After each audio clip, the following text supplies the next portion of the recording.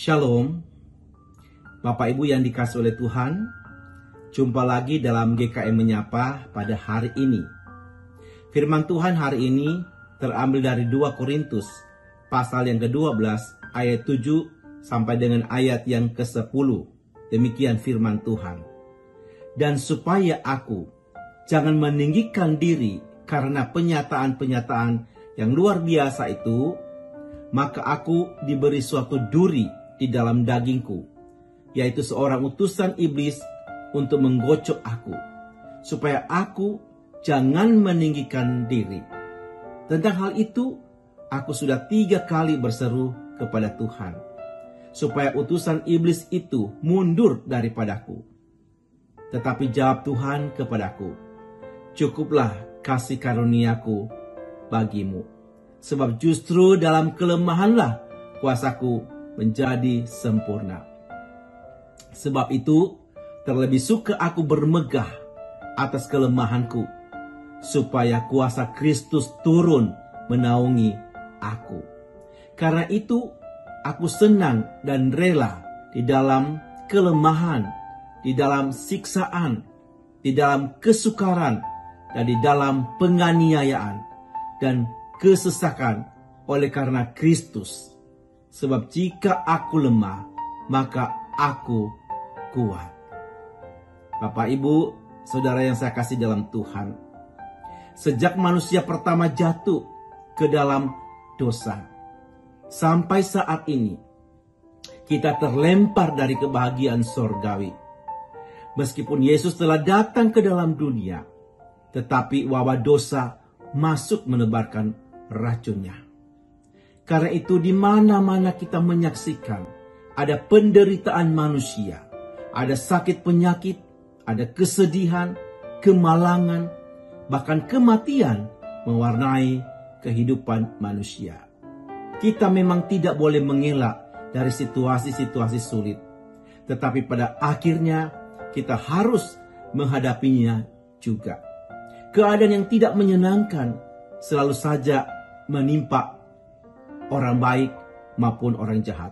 Suka atau tidak suka, kita harus hidup di bawah tekanan, kesulitan, kemalangan, dan penderitaan.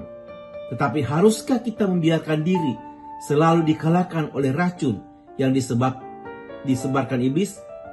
Tentu tidak. Firman Allah mencatat bahwa Allah memang selalu menguji umatnya. Atau paling tidak, Allah memang mengizinkan umatnya diuji. Banyak orang yang menjadi sangat kecewa, sebab sekalipun mereka telah menyerahkan diri secara total kepada Allah, tetapi toh tak luput juga dari berbagai tantangan dan penderitaan. Mengapa begitu? Apakah Allah penipu? Tidak. Allah tidak pernah menipu siapapun. Tetapi penderitaan itu memang harus dilalui setiap manusia. Yesus yang adalah anak yang terkasih pun tak luput dari penderitaan.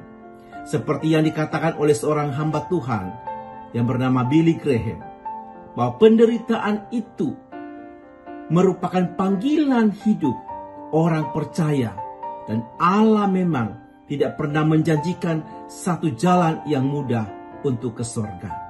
Tetapi kita harus yakin bahwa Ia tidak pernah meninggalkan saudara dan saya.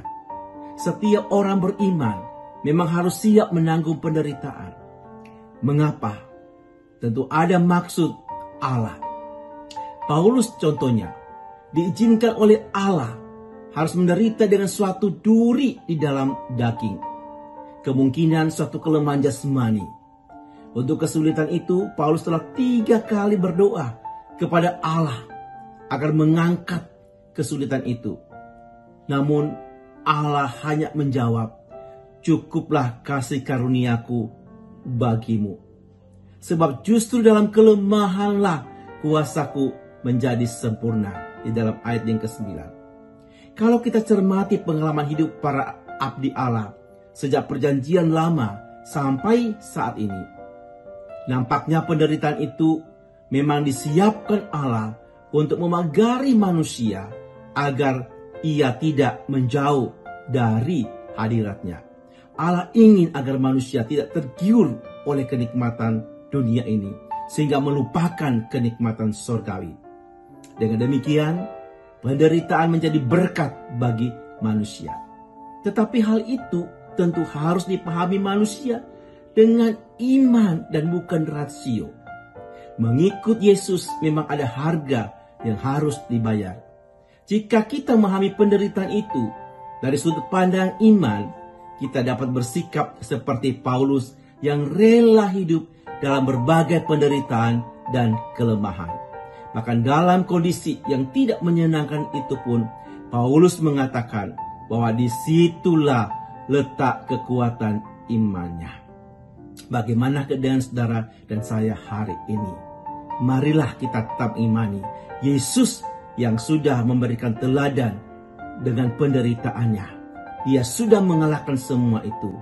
Maka saudara dan saya sebagai pengikut Yesus pun, saudara saya dimampukan melewati setiap pergumulan, setiap kesulitan, setiap penderitaan yang ada.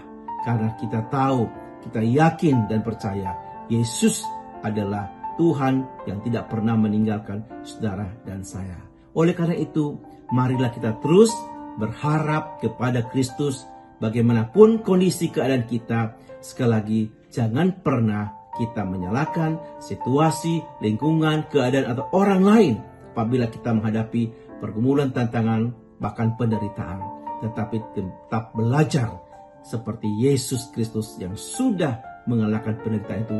Maka saudara dan saya sebagai pengikutnya, kita dimampukan melewati setiap pergumulan-pergumulan dan penderitaan. Kiranya Tuhan Yesus memberkati Bapak Ibu Saudara sekalian. Amin.